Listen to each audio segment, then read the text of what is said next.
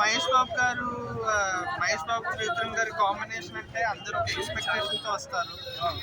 Especially అతడు కలేజా లాంటి సినిమాల తర్వాత గుంటూరు కారం అనేది నాకు పర్సనల్గా నచ్చలేదు.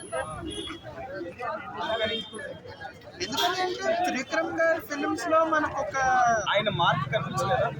నాకు పర్సనల్గా అనిపించలేదండి. ఎందుకంటే త్రివిక్రమ్ గారి యూజువలీ ప్రీవియస్ ఫిల్మ్స్ చూసుకుంటే ఆయన డైలాగ్స్ చాలా మీనింగ్ఫుల్గా ఉంటాయి. ఇందులో త్రివిక్రమ్ గారు రాశారా అన్న ఒక డౌట్ వచ్చింది నాకు.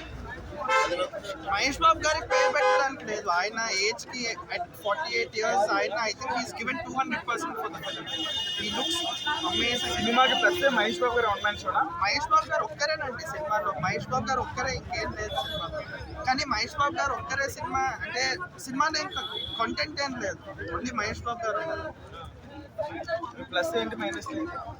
అంటే మైనస్లు అంటే నేను చెప్పలేనండి. ప్లస్ అంటే మహేష్ బాబు గారే అంతే. ఆయన యాక్టింగ్ కానీ ఆయన ఆ ఏజ్ మెయింటైన్ చేస్తున్న లుక్స్, ఎస్పెషలీ ఈ ఫిల్మ్లో ఆయన చేసిన డాన్స్.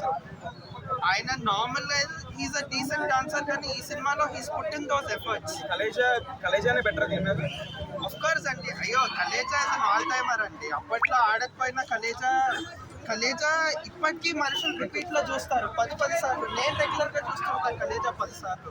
సో కలేజాలో వర్కౌట్ అయిన కామెడీ కూడా దీంట్లో అంత వర్కౌట్. సార్ ఇది ఆల్మోస్ట్ 14 years తర్వాత కలిసి వస్తున్నారు. సో అతడు ఇంకా కలేజా తర్వాత సర్టన్ ఎక్స్పెక్టేషన్స్ ఉంటాయి, కానీ ఆ ఎక్స్పెక్టేషన్స్ మీట్ అవ్వలేదని నాకు అనిపించింది. ఓవరాల్ గా ఏం చెప్తారు సినిమా గురించి? ఓవరాల్ గా మహేష్ బాబు గారి ఫ్యాన్స్ అయితే డెఫినెట్లీ ఆయన కోసం చూస్తే సినిమా డెఫినెట్లీ ఎంజాయ్ చేస్తారు.